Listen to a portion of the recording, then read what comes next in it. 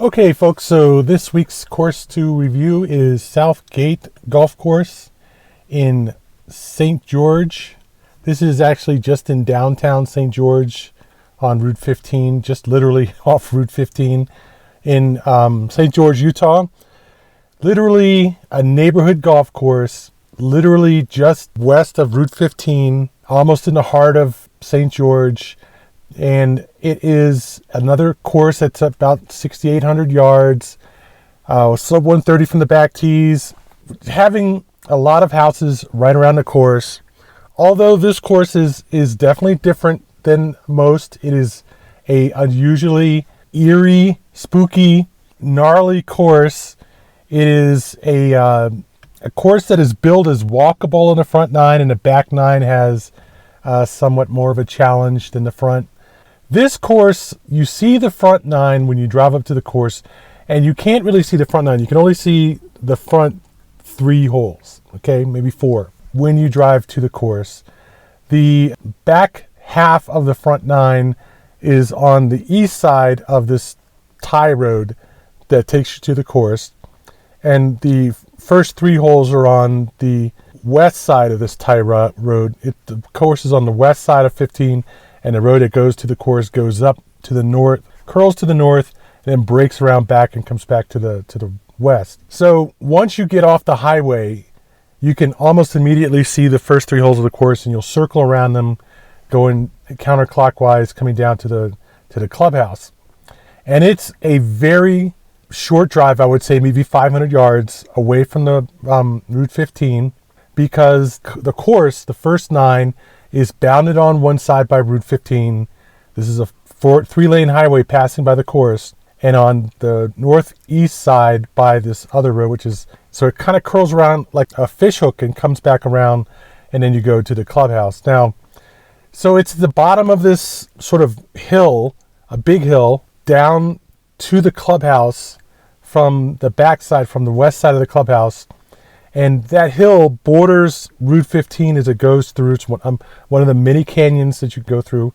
I mean, many small canyons, as in many, that you go through on the way south out of St. George. And a lot of the course, the back nine of the course, plays up and down this hill on the west side of the course. So the front side is almost entirely flat, okay?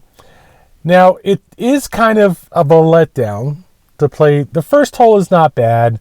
It's a nice par 4 that runs through pine trees on the left and pine trees on the right and so forth, and pretty generic first hole going away from the clubhouse. And then the second hole is somewhat challenging. So first hole goes out, second hole comes back to the other side of a lake that's right next to the clubhouse, and that second hole is a tricky little dogleg right then dogleg left around a stand of trees on the left side. So although you see the course, the hole sort of playing off to the right along this waste area that is alongside of a creek next to the road, you really can't get too far left off the fairway to the left where you're going to be stuck behind these pine trees over there. You want to hit to the open area on the right. Now, this is kind of like a metaphor for this course, okay? There's almost no hole on this course that you can just play straight out, straight away, and not have to worry about any peril from trees or a ravine or a small pond or a lateral hazard or something that goes across the course.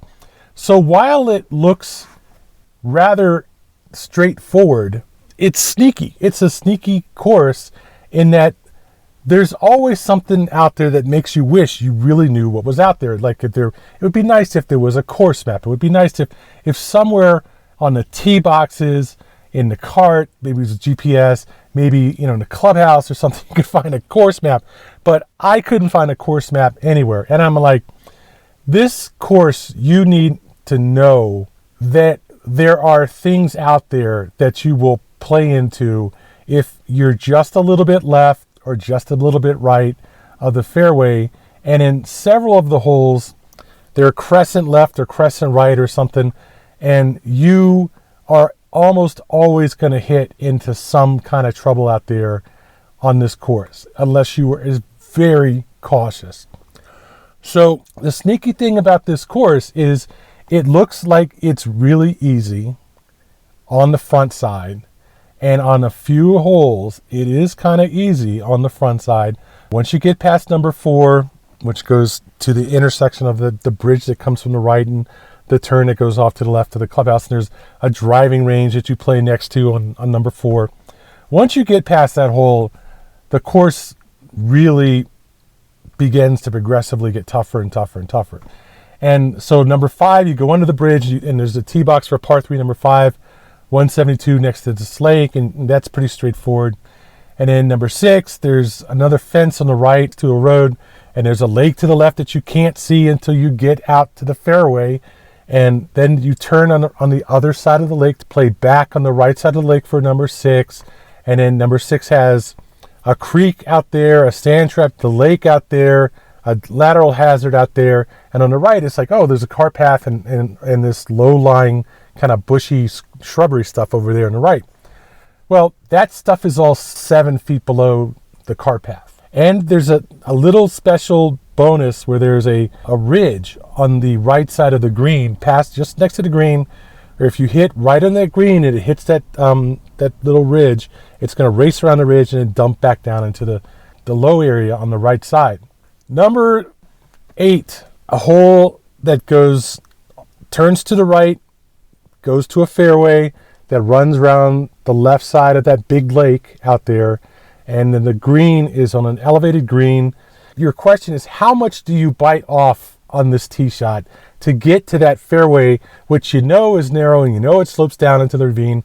So the challenge is, where do you aim for to make it, but not so close that you're bound to power through the fairway off into the ravine? If you go straight, it's about 250. You go a little bit right, it's about 225. I made it going straight between those 2 bushy trees that are out there, and my ball stopped maybe 5 feet before the cart path, and just past the number 4 green on the left side, there's the tee box for number 9. Now, number 9 is the same kind of thing. Straight out, dogleg left, play left about 300 yards to get to the green. You make a slight twisty to the right and then go to the green. What you don't know and you don't see until you're pretty much standing right on top of it is that there's a 50-yard ravine in the middle of that fairway, crossing across that fairway. So your first tee shot is the forward side of that ravine where it cuts across the fairway, and you can barely see this dirt patch out there. That dirt patch is a 45-degree slope leading down into the ravine. If you pull it right, it goes into another lake, the far side of that lake where the driving range is, into that lake way past the green, but it's only about 225 to that lake from the tee box, from the back tee box. So you don't want to go right. Even though it looks short, it looks inviting, everything, you have to be careful, because if it just hits that fairway and just skates right over the edge of that waste, there's a bunch of waste down there and long grass, and then there's the lake. Very easy to skate it right over there and into that lake. So you kind of have to go left. You go too far left, then you see the fairway kind of runs away from you on the left side, and then you run into trouble there. And then that ravine comes down and makes a right and cuts across the fairway going towards the clubhouse. And you have to cross that ravine on your second shot. And it is very wide compared to what you see from the fairway. If you make it over that puts you right under the lake that's next to the clubhouse. You go around that to actually get to the clubhouse. Yours truly did not stop there and take a break like I was thinking about doing. Got up to St. George early because lately it's been about 110 degrees during the day there. And it gets like about 12 o'clock, its temperature just goes shooting up from like 85 to like 100, 105, 110.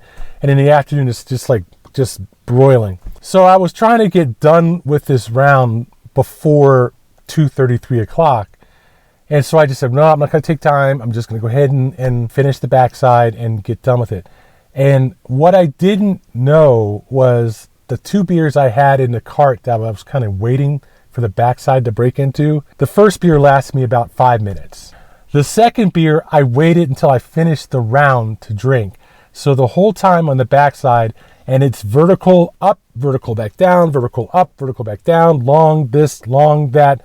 The backside was just monstrous. As many courses, as I've played around here, where there's a lot of houses on the backside, this backside was just evil in that it was just a lot of houses off to the sides and a fairway, pretty much, in the middle, but you're playing again down a series of ravines, up the series of ravines, and the wind was just coming down these ravines at like 30 miles an hour. So you're playing into the wind uphill on number 10, and then it takes another turn to the right and goes up to the elevated green. The next hole is down this chute of a ravine to the green. I ended up just playing it with irons. Turn around, the next hole, you're going back up another ravine that's parallel to the ravine you just played down. So up one ravine, down another ravine, up another ravine, and then that's got this big field of waste on the left next to a row of houses, and a big field of waste on the right next to a row of houses. Nice big section of fairway to land in and play up, but you just got to reach it. And the problem was, I'm playing uphill into the wind on this long tee shot from the back tees. Again, it's hot. There's no shade. It's dry. There's the wind. It's just like a crispy air fryer. Got in air conditioning, but I'm too hot. I can't sit there in the air conditioning. I got to go back outside, sit down and catch my breath and cool down and everything like that.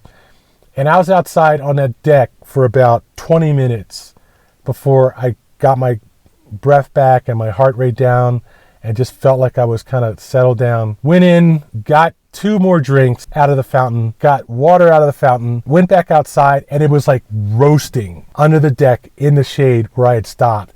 When I sat there and stopped, I could not even feel the heat. It felt so much cooler than being out on the course. I actually enjoyed the round. I thought it was a lot of fun. All the shots on the backside were challenging. They were tight. You had to play really, really smart and play within your game and not try to bite off more than you knew you could shoot, because there's just houses everywhere along the side. And of course, you're playing off the side of this hole, the side of that hole, the back of this hole, the side of this hole. You never really get a great shot out to the fairway. And it's just getting tighter and tighter and tighter as you go towards number 18. So finally, I got in, and settled down. And it was so hot outside, I couldn't go back outside. After I sat down in the clubhouse for about 10 minutes and got used to the air conditioning, I walked out. So it was like a blast of heat coming off the very deck where I had stopped to cool down after playing the course, and was comfortably, sitting there for about 10 minutes. It was so freaking hot. I didn't want to walk out to my car to put my clubs in the car and drive home. Got in the car, air conditioning max, driving through hurricane. The temperature is just going up in the car. I'm like, oh my God, it's going to overheat in hurricane before I get to the highway. I just saw the needle going up and up and up, and got on the highway and started doing 65, 75, and things cooled down. That was the hottest I have ever been on a golf course. It didn't hurt. It didn't feel bad. I didn't feel like I was going to die. I adjusted to the temperature, but it was worse to stop playing than playing. It was that hot. And all I know is the course was a really nice course. It was definitely a challenging course, especially on the back nine. It was very tight. I've almost had sort of fantasies of playing a course like this that was that tight and that vertical. It was really good to play that. The backside was really a lot of fun. But the next time I play it, it'll be when it's 75 or something sensible. That was borderline crazy to play that course in that heat and only have a couple of cups out there in the course. They definitely had water out in the course. That was tough. Other than that, it was kind of borderline ugly course. There's no question about it. It wasn't one of those courses that was nice and flat where they had everything flowered and the grass was in great condition. The grass was scrubby in places, maybe 8 was halfway decent, but 5, 6, and 7, not really impressive. They were decent, but not impressive. Okay. The greens were good, a little slow, a little dry, but not bad. Okay. It was a unique experience in the sense of playing a neighborhood golf course, but it was not an impressive looking course. It was rough around the edges. It was very tight in places, very challenging. A lot of houses next to the court, next to the greens. just a solid 140 course, in my opinion, from number 8 on to number 18. And I can't say I recommend it for people who are looking for a casual course to play. But if you're looking for a challenge, this course is definitely a challenge. It may not seem that way at first, but from the 4th hole on, it gets harder and harder and harder with every hole. Be prepared to be challenged on this course. For $40, it was a very good deal. I'm going to call it a B star. I'll call it a B star. But the clubhouse is nice. Nice food, nice people, nice clubhouse, nice location.